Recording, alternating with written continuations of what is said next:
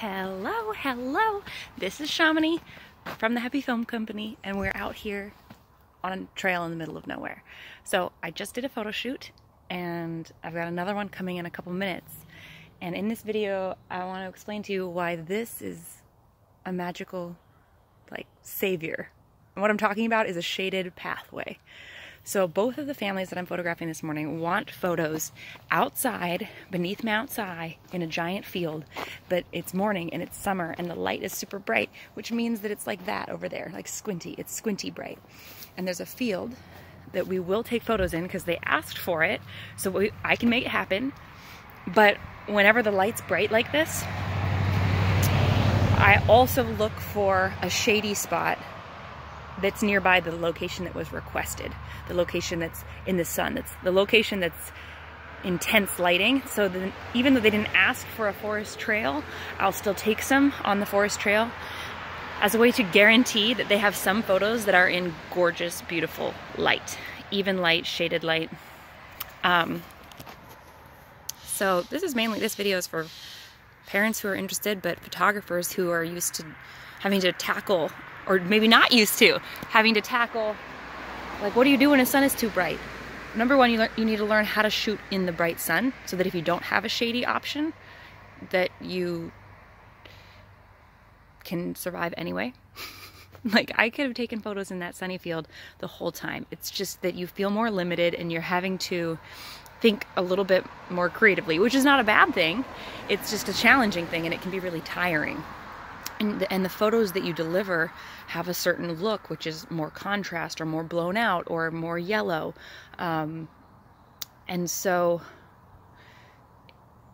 with practice, shooting in really bright places, like I did a lot of shooting in Hawaii, families on the beach, shooting in the summer in the middle of the day, you learn, you train yourself in that environment so that you realize that if you're taking a photo with the sun shining right on their face, that's a very different look, a very different style than having the sun behind them or off to the side. It's an extremely different look than having them in the shade. So my point is, be aware of your options. By practicing in the sun, you'll realize what your options are in that environment. You'll realize the different angles that are going to work and the ones that aren't. And be aware of your actual location options. So see, this is just there's not much happening here. It's just a walking trail, and I don't know what's around the corner. But it's just wide enough that a family can walk together. It's really difficult to photograph families on a trail. If the bushes came right all the way to the sides of the path, then they can only really walk single file.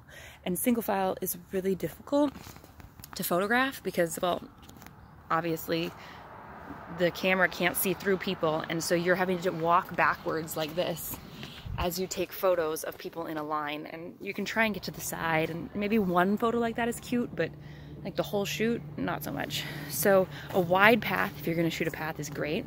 I'm lucky at this location. I've got 2 different shady spots. Both of them have a wide path, and it's just to communicate that to your clients, to the families too, to say, hey, we're going to get photos in the field because that's what you wanted, but I'm also going to get some in the shade, which will give you variety. It's just another place to play.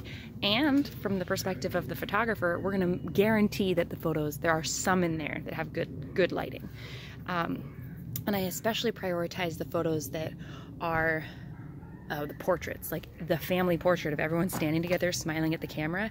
I will make sure that we have one of those at least in the best lighting, in the shady spot, because in that moment I'm it's not really about the background, it's about your faces all being seen, and we need to have at least one of those. And then when we go to the more intense lighting in the sunshine, it's okay if those ones are a little bit more playful and movement and blurry and candid, because it's capturing the feeling in the environment versus here's the portrait of just guaranteed that you can see your faces as you're aging each time, Okay, I'm gonna go back to my car and grab my camera, see what happens to my light, the face light.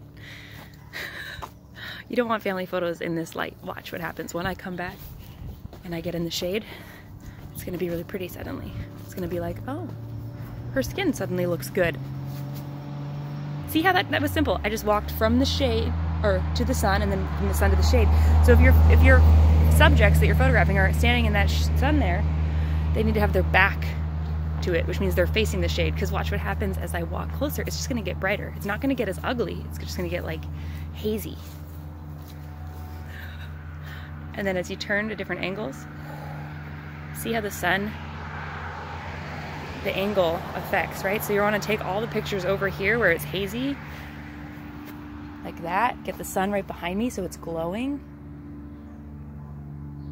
I'm in the shade.